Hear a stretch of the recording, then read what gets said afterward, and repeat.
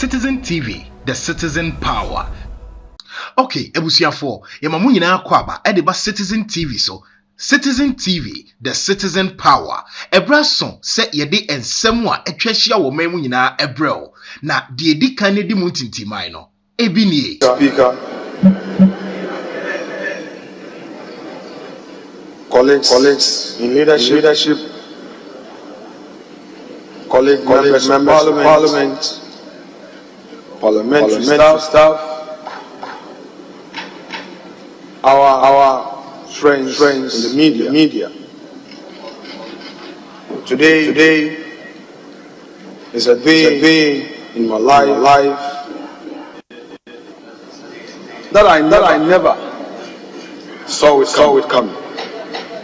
My in life has been very checking.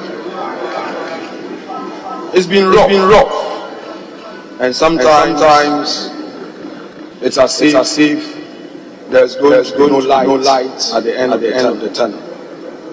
But today, I stand before you, found humility and great honor to say that the party NPP has honored me to be the primus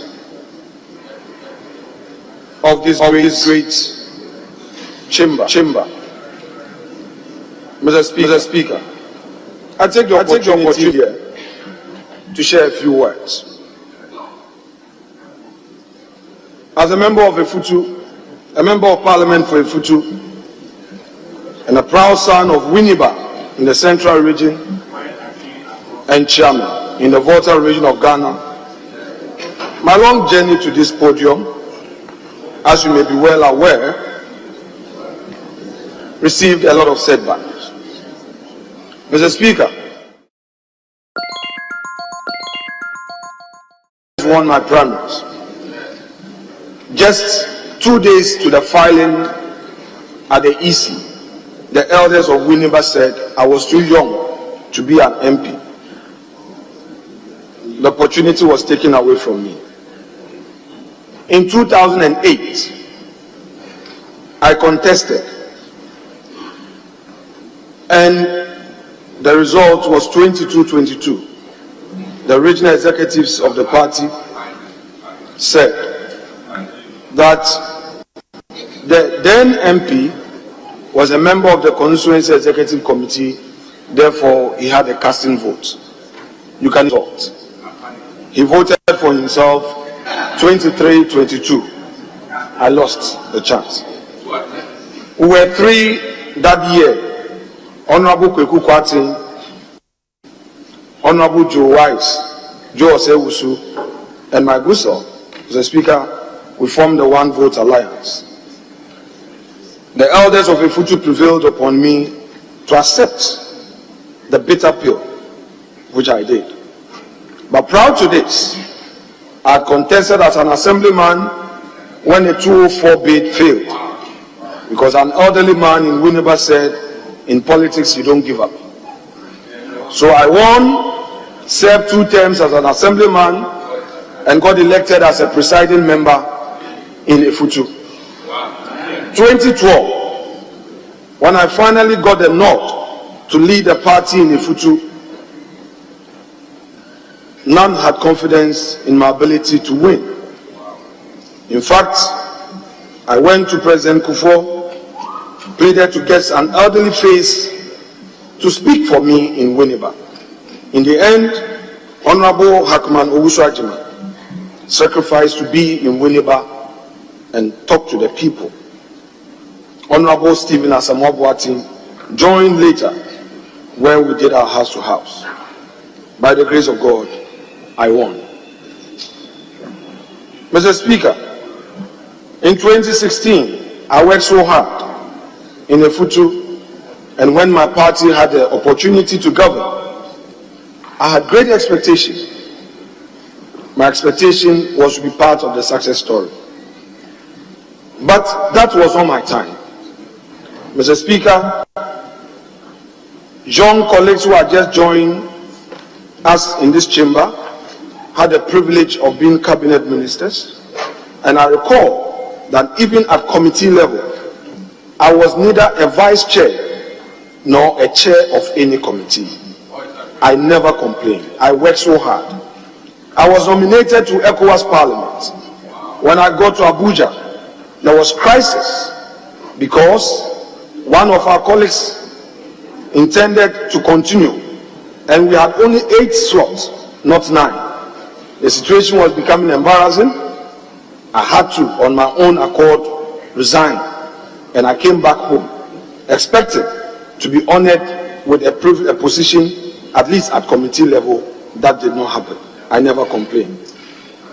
Mr. Speaker, I continue to work hard to serve this party. I continue to sacrifice my all for this party. And today, the saying that rising to eminence by merit, you live respected, has come true. I thank my party for this great honor.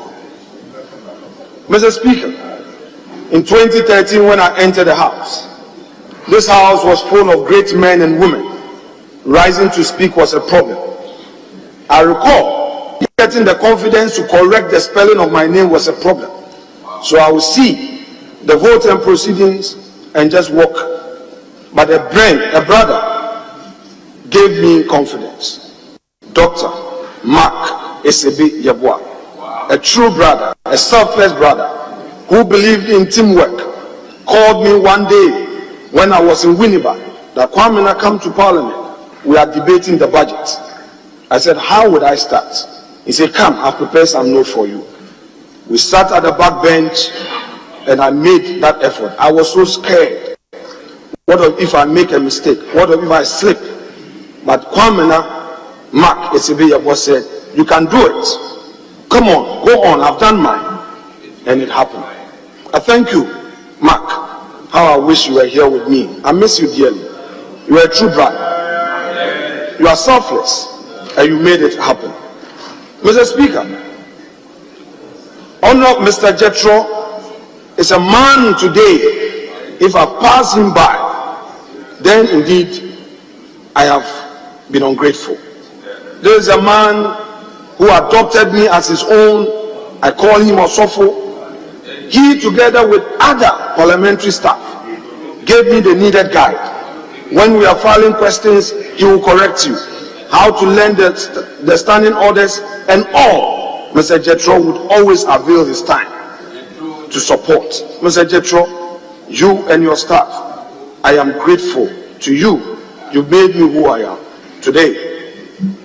Mr. Speaker, my professor who taught me at the Ghana Law School, former leader of this house, Kumbo, Honorable Papa Wusan Kuma, now Ambassador, a High Commissioner to the United Kingdom, the late E.T. Mensah. Mr. Speaker, these were great men and women. Great men I came to meet here, supported me and did everything to guide my thoughts. Now, Mr. Speaker, let me go to my predecessor. Mr. Speaker, as if prophecy come true, in my early days, I received a call from Honorable Obi Amwa that leader was traveling all the way to Hanoi, Vietnam, and he was supposed to be part of the trip, but for some reasons, he could not make it, and I joined leader in his stead. Mr. Speaker, upon arrival in Hanoi, in one of the nights, Honorable Oseche Mensah had a good discussion with me. He advised that I stay close to the standing orders. And he realizes that many people don't pay attention to the standing orders. He added that if you do it well and you discipline yourself, perhaps you may succeed me. You may never know. Mr. Speaker, when we got to Kenya for a long transit, we again had this conversation. And in this conversation, he repeated saying, today is a day. Honorable Minority Leader, let me assure you that we're going to have a time of bipartisanship. I want to assure you of my commitment. The situation is, when you are playing number 5, you are the defender. You are supposed to be abrasive. But now as a striker, I cannot use that strategy. So there will be no more A at all.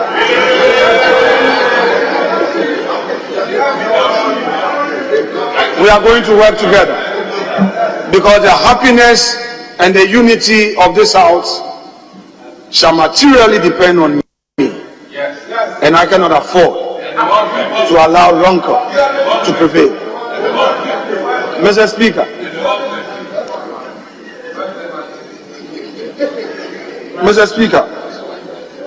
the